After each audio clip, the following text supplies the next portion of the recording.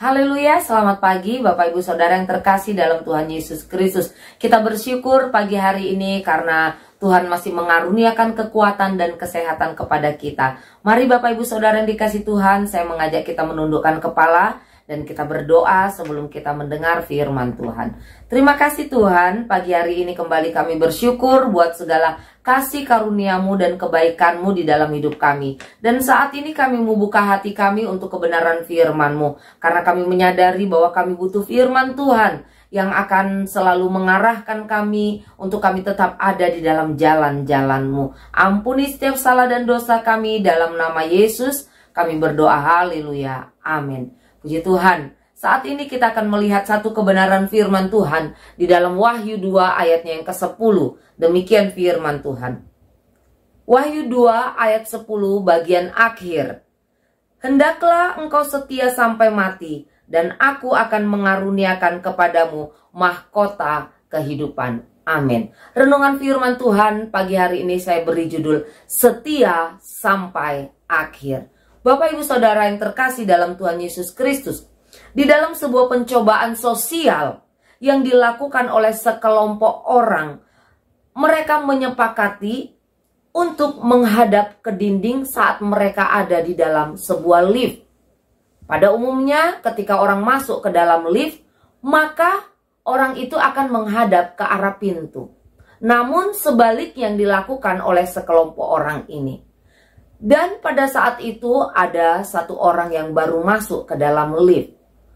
Ketika orang ini baru masuk ke dalam lift, tentunya ia menghadap ke arah pintu. Namun ketika ia mengetahui bahwa orang-orang yang ada di dalam lift itu semua menghadap ke arah dinding, perlahan-lahan orang tersebut mengikuti apa yang dilakukan oleh orang-orang yang di dalamnya. Ia ikut menghadap ke arah dinding. Nah, Bapak Ibu Saudara yang terkasih di dalam Tuhan Yesus Kristus, lingkungan di mana kita berada, lingkungan di mana kita bertumbuh, itu mempunyai peranan yang besar di dalam kehidupan saya dan saudara. Punya pengaruh di dalam kehidupan saya dan saudara. Lingkungan yang baik akan membawa dampak yang baik. Demikian juga sebaliknya, lingkungan yang tidak baik tentunya akan membawa pengaruh yang tidak baik pula. Rasul Paulus memberi nasihat kepada orang-orang percaya yang ada di Semirna pada saat itu, supaya mereka tidak terpengaruh, tidak dipengaruhi oleh keadaan, oleh lingkungan, oleh situasi, oleh kondisi yang ada pada saat itu.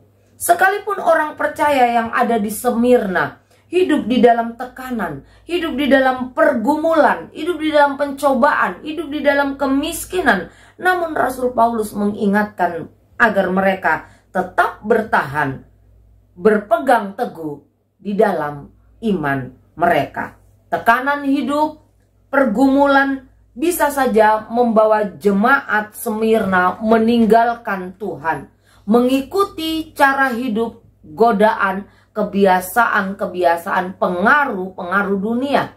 Itu sebab nasihat firman ini datang kepada mereka. Melangkah di tahun 2024, bukan tidak mungkin ada tantangan di depan sana. Bukan tidak mungkin keindahan dunia akan memikat kita, akan mempengaruhi kita, akan membujuk kita untuk jauh dari Tuhan, bahkan melupakan Tuhan. Tapi sebagai orang-orang percaya, sebagai orang-orang yang beriman, mari tetap pegang janji firman Tuhan. Tetap berdiri teguh di dalam Kristus. Tetaplah setia sampai akhir. Karena ada mahkota kehidupan yang Tuhan sudah siapkan bagi setiap orang yang setia sampai akhir. Amin. Kita tundukkan kepala dan kita berdoa. Terpujilah Engkau Allah yang baik di dalam hidup kami. Kami bersyukur firman Tuhan mengingatkan kami, apapun keadaan yang terjadi di sekeliling kami, biarlah kami tidak terpengaruh oleh hal itu. Kami boleh tetap berpegang kepada janji-janji firman-Mu, dan kami boleh tetap mempertahankan harta terindah yang Tuhan sudah percayakan dalam hidup kami, yang ada dalam hidup kami, yang Tuhan sudah karuniakan. Terima kasih Tuhan. Kami menyerahkan seluruh hidup kami dalam tangan-Mu di sepanjang hari ini. Tuhan tilik, Tuhan lihat apapun yang akan kami kerjakan di sepanjang hari ini. Tuhan memberkati iman percaya kami, Tuhan berkati pekerjaan kami, Tuhan berkati, supaya nama-Mu dipermuliakan. Ampuni setiap salah dan dosa kami. Di dalam nama Yesus kami berdoa dan mengucap syukur. Haleluya, amin. Puji Tuhan, selamat pagi dan Tuhan Yesus memberkati.